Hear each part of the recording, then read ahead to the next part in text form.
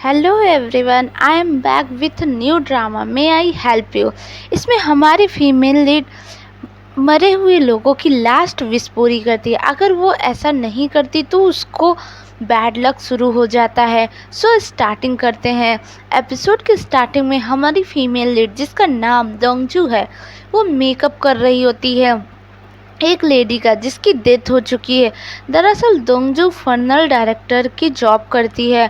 उसका काम dead bodies को रेडी करना होता है, पर जब वो डेड बॉडीज़ को टच करती है तो वो मेकअप रूम की तरह बन जाता है। वो रूम जहाँ मरे हुए लोग अपनी लास्ट विश दोंगजू को बताते हैं और वो पूरा करती है।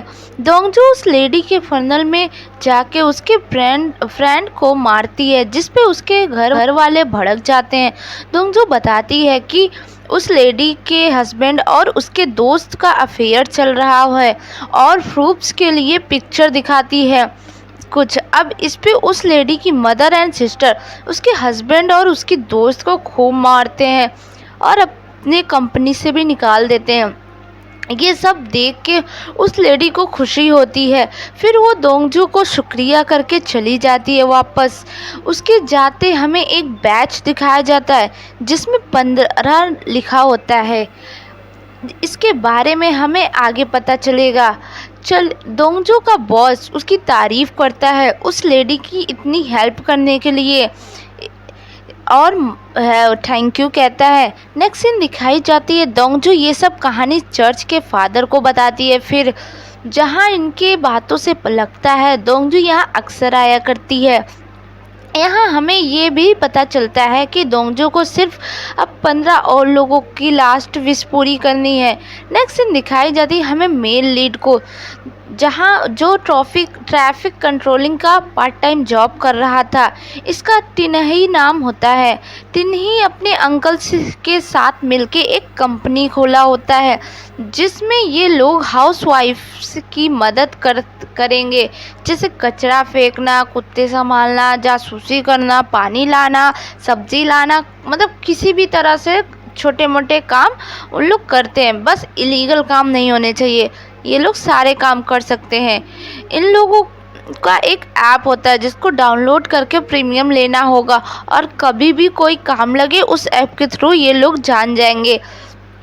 अपने बिजनेस का एडवर्टाइज करने के लिए ये फ्री में नूडल्स और कुछ खाने के सामान डिस्ट्रीब्यूट कर रहे थे और अपने ऐप के बारे में बता रहे होते हैं। रात को अपने सामान को हटाते वक्त वहाँ एक लड़का आता है जो टिनही को अपने गर्लफ्रेंड को ब्रेकअप का मैसेज देने को कहता है।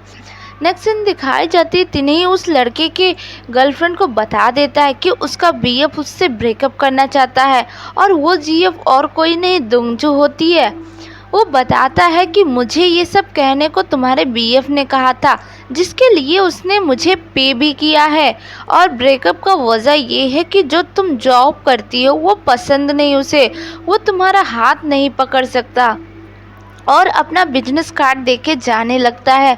दोंगजू उसे रोकती है और पैसे ज़बरदस्ती उसकी जेब में डालती है और टिनही के पैर में ज़ोर से मारती है और कहती है जाके कह मेरा मैसेज दे देना उसको कि मैं दोंगजू हूँ, मैं उससे ब्रेकअप कर रही हूँ, वो नहीं। नेक्स्ट सीन दिखाई जाती टिनही को चोट बहुत ज़्यादा लगी थी।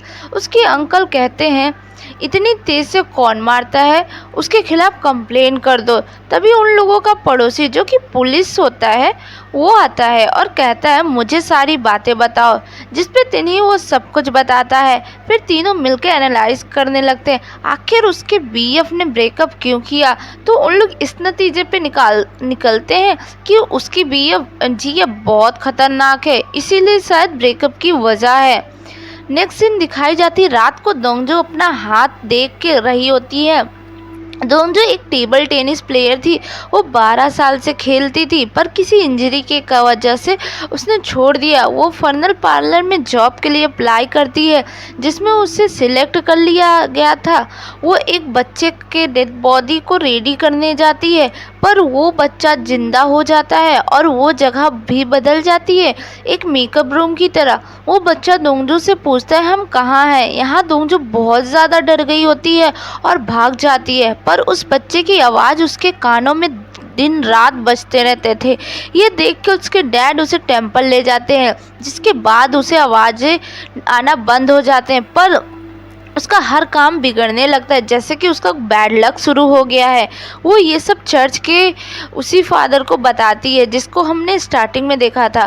फादर कहते हैं तुम्हें जाना चाहिए उस पार्लर में, आखिर उस बच्चे को तुमसे चाहिए क्या, तुम्हें पूछना चाहिए, तुम्हें एक्साइटेड नहीं है।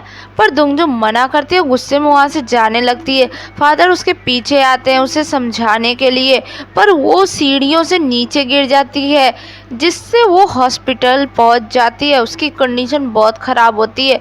फिर वो डिसाइड करती है वो फर्नल पार्लर में जॉब करेगी। एक्चुअली दोंगजू सिविल सर्वेंट बनना चाहती थी, जिसकी वो प्रिपरेशन भी कर रही है। जब दोंगजू एक लड़की की लेडी की विश पूरी करती है तो उस बैच का नंबर घट जाता है। इसका मतलब जितने नंबर हैं बस उतने ही लोगों की विश पूरी करनी है।